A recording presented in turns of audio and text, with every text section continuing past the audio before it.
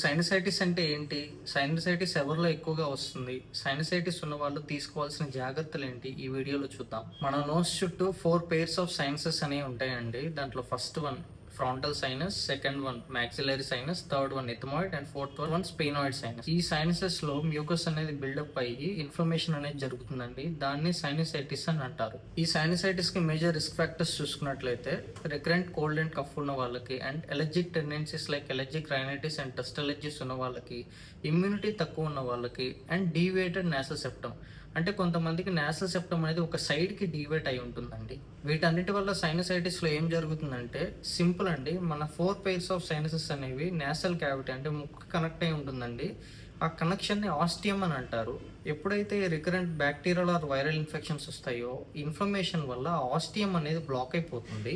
ఈ బ్లాకేజ్ వల్ల సైనసెస్ లో మ్యూకస్ అనేది ఎక్కువగా బిల్డప్ అయ్యి ఇన్ఫ్లమేషన్ అనేది జరుగుతుందండి. వీటన్నిటి వల్ల symptoms like congestion, facial pain, pressure, cough, hyposmia అంటే స్మెల్ తగ్గిపోవడం, అండ్ హెడేక్. జనరల్గా సైనస్ హెడేక్ అనేది హెడ్ని ఫార్వర్డ్ బెండ్ చేస్తే హెడేక్ అనేది ఎక్కువ అవుతుందండి.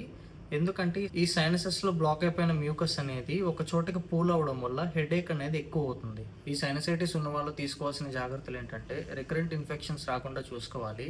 ఎవరికైతే allergic tendencies like dust allergy and allergic rhinitis లాంటి ప్రాబ్లమ్స్ ఉంటాయో వీళ్ళు డాక్టర్ని కన్సల్ట్ అయ్యి మెడికేషన్ యూస్ చేయడం వల్ల బెటర్ రిజల్ట్స్ అనేవి ఉంటాయండి.